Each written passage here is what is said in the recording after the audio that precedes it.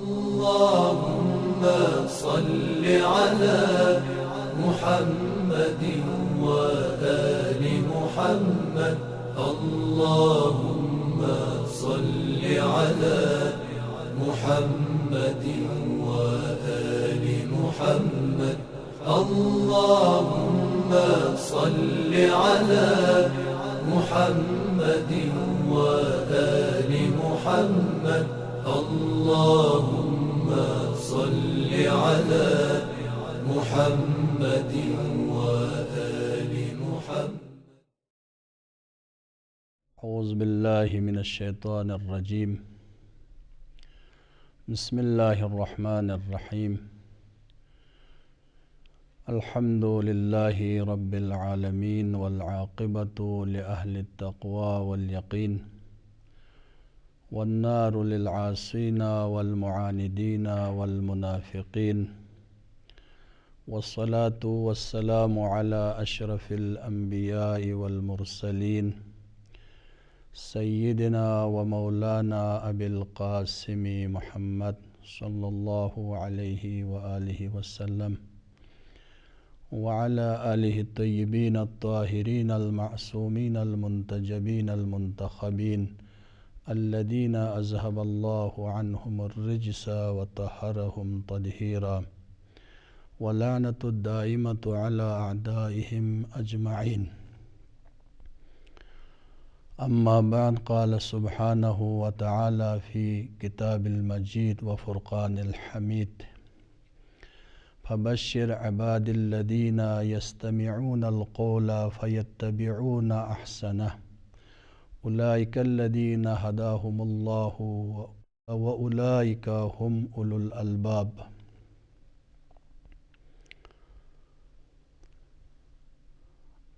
قرآن کی نظر میں اہل بیت شناسی کے موضوع پر سامعین اور ناظرین کی خدمت میں کچھ عرائض بیان کرنے کی کوشش کر رہا ہوں. انشاءاللہ یہ ہماری گفتگو جو اپنے عقیدے میں اور اسلام شناسی اور اہل بیت شناسی کرنا چاہتے ہیں ان کے لیے مفید ثابت ہو. تو ہمارا موضوع ہے اہل بیت کرام قرآن مجید کی نگاہ میں. آج کی اس گفتگو میں آئندہ کے گفتگو کے مقدمے کے طور پر تحقیق کی ضرورت قرآن اور سنت کی روشنی میں کچھ مطالب بیان کرنا چاہتا ہوں.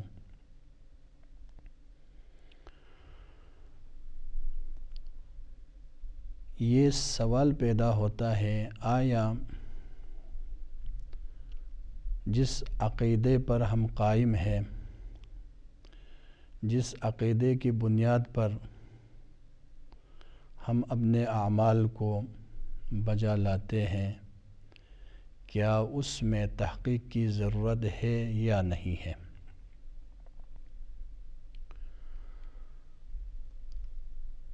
قرآن مجید میں سورہ زمر کی آیت نمبر 17 اور 18 میں خالق کائنات ارشاد فرما رہا ہے: فبشر عباد الذین یستمعون القول. اے میرے رسول، آپ بشارت دو ان لوگوں کو جو گفتگو سنتے ہیں، جو بات کو سنا کرتے ہیں اور اس میں سے بہتر کی پیروی کرتے ہیں. وہ لوگ ہیں جنہیں اللہ نے ہدایت دی ہے اور یہی صاحبان عقل ہے.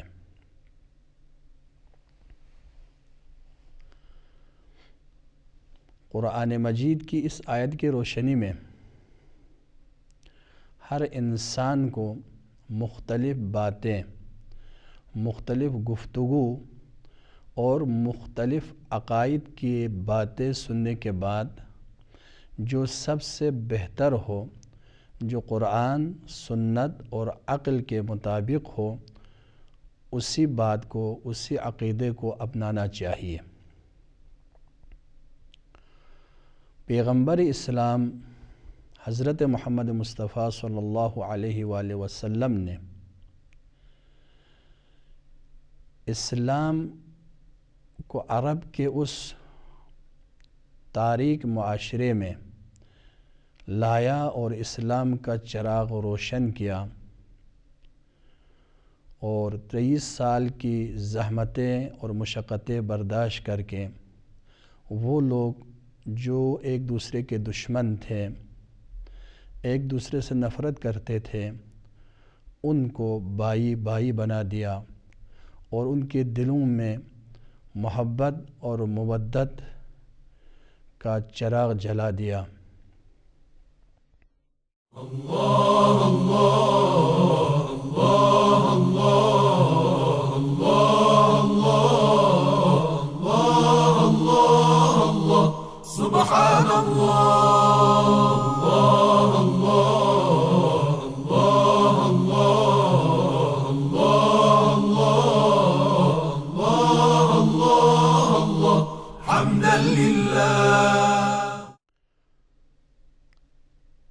ہم سب کا، تمام مکاتب فکر کا یہ عقیدہ ہے، یہ اعتقاد ہے، اسلام ایک جاوید دین ہے، قیامت تک اس نے قائم رہنا ہے، اور اس کی تعلیمات، قرآن اور سنت کی تعلیم قیامت تک جاری رہے گی۔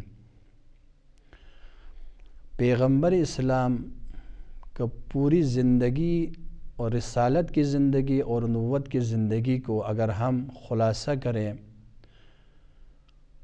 تو 4 مقام اور مناصب میں ہم تقسیم کر سکتے ہیں۔ ایک پیغمبر کا مقام ہے مقام رسالت اور مقام تبلیغ۔ ما علی الرسول الا البلاغ۔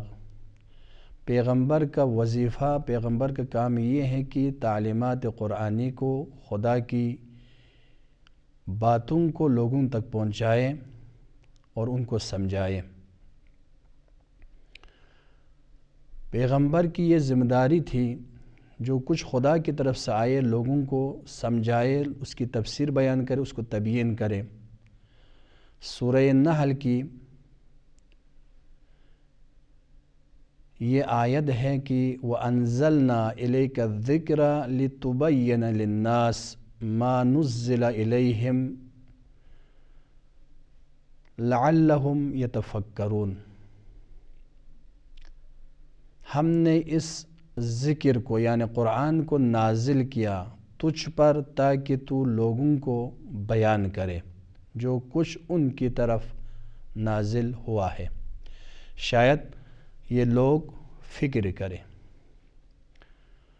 پیغمبر کا تبیین آیات اور قرآن کی تفسیر کی ایک ذمہ داری، جب بھی لوگوں میں کوئی اختلاف ہو جائے تو اس اختلاف کو رفع کرنا تھا۔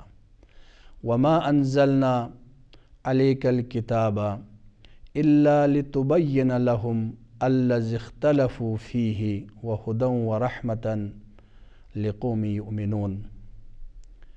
ہم نے آپ پر کتاب نازل کیا تاکہ آپ لوگوں کو بیان کرے جس میں وہ اختلاف کرتے ہیں، اور یہ رحمت ہے اور ہدایت اور رحمت ہے اس قوم کے لیے جو ایمان لائے ہیں۔ پس جو کچھ پیغمبر نے خدا کی طرف سے لایا ہے، ہماری یہ ذمہ داری، مسلمانوں کی یہ ذمہ داری ہے، بغیر کسی اعتراض، بغیر کسی عذر کے، بلا چون و چرا پیغمبر کے فرامین کو اخذ کرے اور اس پر عمل کرے۔ ما آتاکم الرسول فخذوہ وما نہاکم عنہ فانتہوا۔ جو کچھ رسول نے تمہیں دیا ہے اسے لے لو، اور جن چیزوں سے نہیں کی ہے ان سے روکو، کیونکہ پیغمبر اسلام وما ينطق عن الهوى ان هو الا وحی یوحی کے مالک ہیں، کوئی بات اپنی خواہش کے مطابق بیان نہیں کرتا، جو کچھ کہتا ہے وہ خداوند عالم کی وحی اور ان کی طرف سے کہتا ہے۔ یہ پہلا منصب ہے۔ دوسرا منصب اور مقام پیغمبر اسلام کا منصب قضاوت ہے، جس کے بارے میں قرآن مجید میں اشارہ ہوتا ہے فَإِن تَنَازَعْتُمْ فِي شَيْءٍ فَرُدُّوهُ إِلَى اللَّهِ وَالرَّسُولِ، کسی چیز میں جھگڑا کرے تو خدا اور رسول کی طرف اسے پلٹائے اور اس کا فیصلہ خدا اور رسول پر چھوڑے۔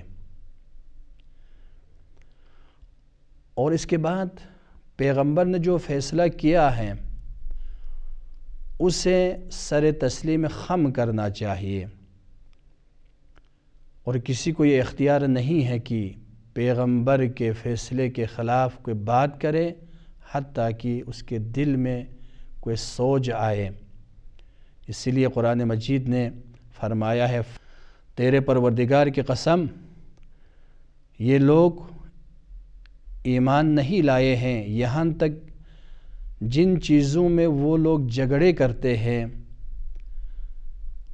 اور تمہارے فیصلے کے مطابق کرنے کے بعد ان کے دلوں میں کوئی حرج، کوئی اعتراض، کوئی اشکال پیدا نہ ہو۔ وَيُسَلِّمُ تَسْلِيمًا، اور اس فیصلے کو سر تسلیم خم کرے۔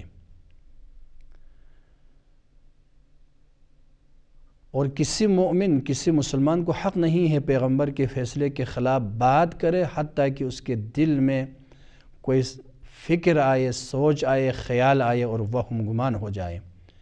وَمَا كَانَ لِمُؤْمِنٍ وَلَا مُؤْمِنَةٍ إِذَا قَضَى اللَّهُ وَرَسُولُهُ أَن يَكُونَ لَهُمُ الْخِيَرَةُ مِنْ أَمْرِهِمْ وَمَنْ يَعْصِ اللَّهَ وَرَسُولَهُ فَقَدْ ضَلَّ ضَلَالًا مُبِينًا۔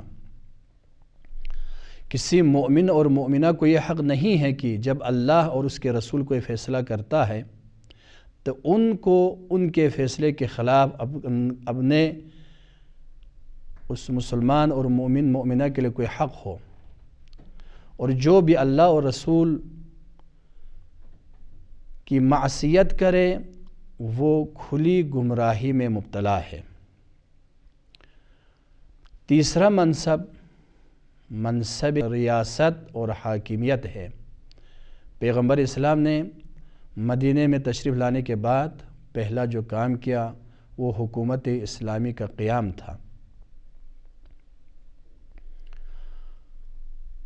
خالق کائنات نے پیغمبر کی اطاعت، پیغمبر کی پیروی کو ہر ایک پر واجب قرار دیا ہے۔ یا ایھا الذین آمنوا اطیعوا اللہ واطیعوا الرسول واولی الامر منکم، اے ایمان والو، اللہ اور اللہ کے رسول اور صاحبان امر کی اطاعت کرو۔ پیغمبر اسلام نے حکومت قائم کی اور تقریباً مدینہ میں 13 سال حکومت کی، اسلامی نظام کو لاگو کیا اور مختلف جھگڑوں کو، مختلف نظام اسلامی کو معاشرے میں پیش کیا اور تعلیم دی کس طرح حکومت کرنی ہے اور نظام کو چلانا ہے۔ چوتھا منصب اور مقام پیغمبر اسلام کا ولایت معنوی اور ولایت باطنی ہے۔ قرآن مجید میں اشارہ ہوتا ہے النبی اولا بالمؤمنین من انفسہم، نبی تمہارے یا لوگوں کے نفسوں سے زیادہ نبی حقدار ہے اور اولا ہے۔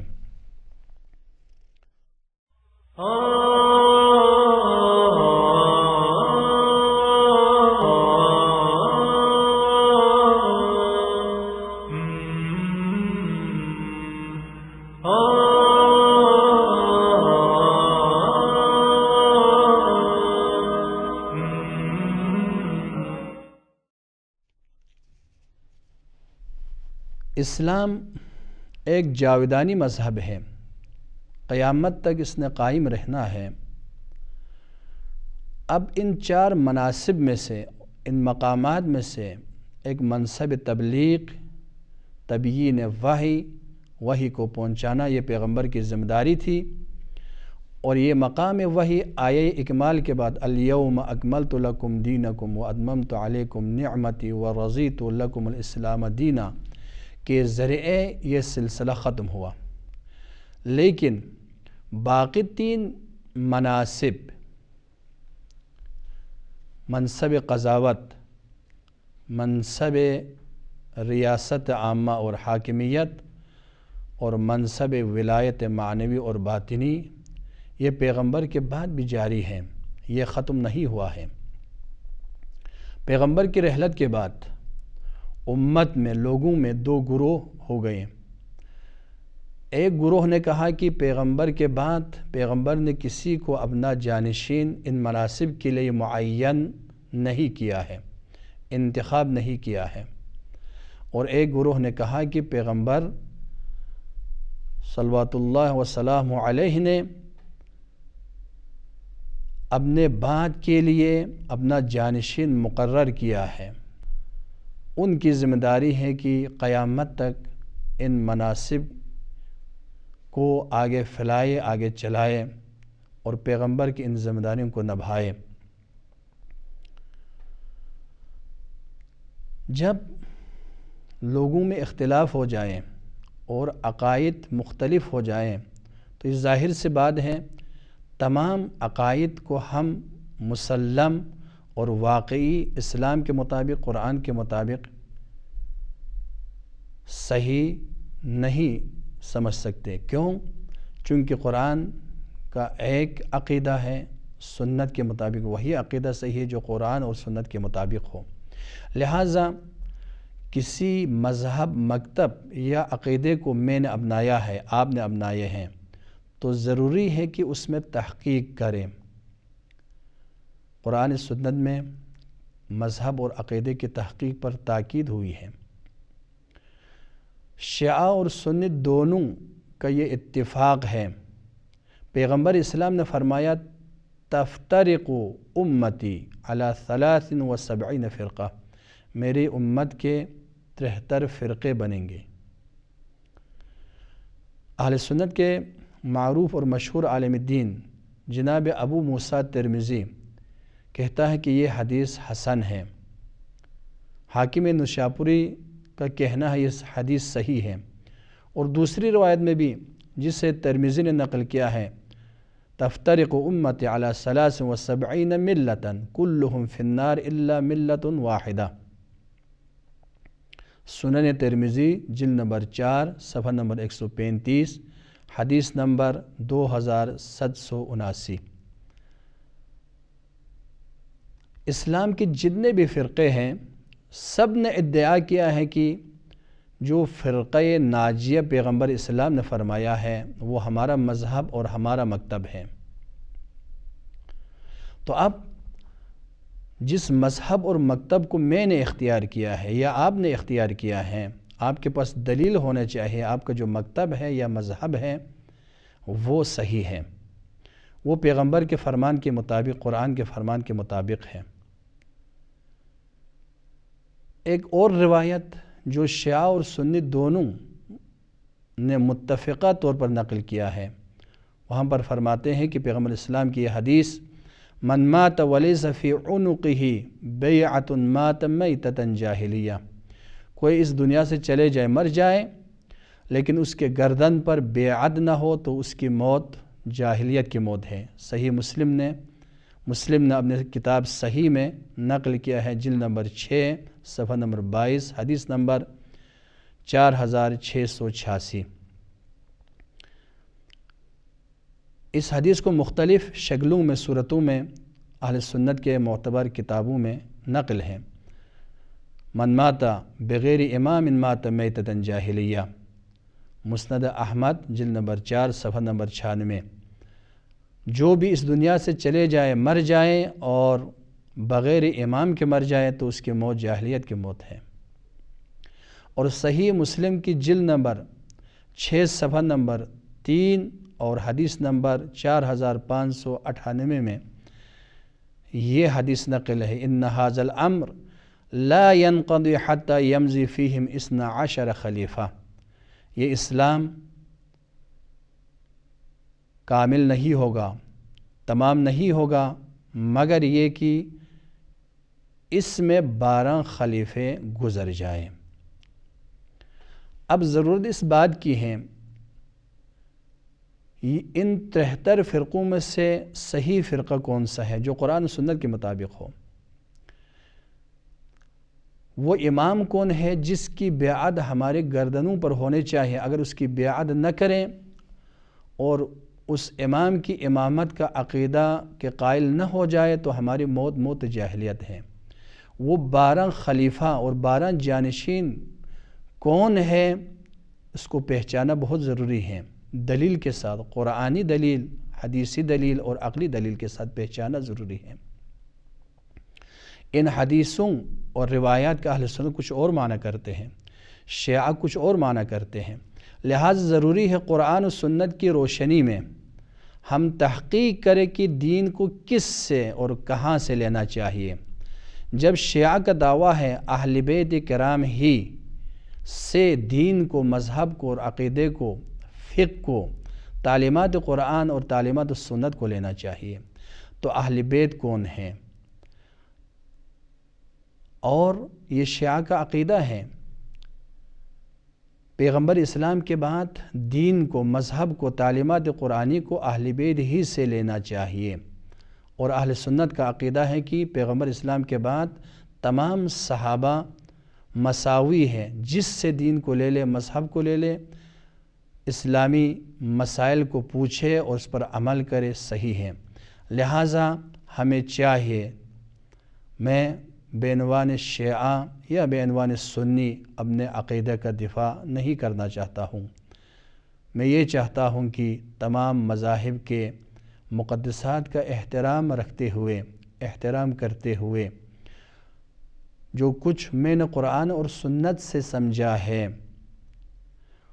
اور قرآن سنت جس چیز کو ہمارے لیے بے عنوان رہنما امام معین ہے، اسی کو قرآن کی روشنی میں، سنت کی روشنی میں، اہل سنت کے معتبر کتابوں کی روشنی میں سامعین اور ناظرین کی خدمت میں پیش کروں، تو ہمیں چاہیے کہ جس عقیدے پر قائم ہے وہ عقیدہ بلا دلیل نہ ہو، چونکہ عقیدہ ایک ایسی چیز ہے جس کے لیے دلیل ہونی چاہیے، بغیر دلیل کے وہ عقیدہ نہیں ہے۔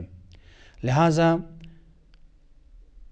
خلاصہ کلام یہ ہوا کہ پیغمبر اسلام کے بعد جب مسلمانوں میں اختلاف ہو گیا اور مسلمان 2 گروہوں میں بڑھ گئے، ایک نے کہا کہ اسلام کو، دین کو پیغمبر کے بعد جس سے لے لے کافی ہیں، اور ایک گروہ جسے شیعہ کہا جاتا ہے، ان کا کہنا، ان کا عقیدہ یہ ہے کہ دین کو، اسلام کو، قرآن کی تفسیر کو صرف اہل بیت ہی سے لینا چاہیے، جو دروازے اہل بیت سے ہٹ جائے اس کا مکتب اور اس کا عقیدہ اس حدیث کا مصداق ہے جس میں فرمایا ہے کہ مختلف فرقے ہوں گے، ان میں سے صرف ایک فرقہ ناجی ہے۔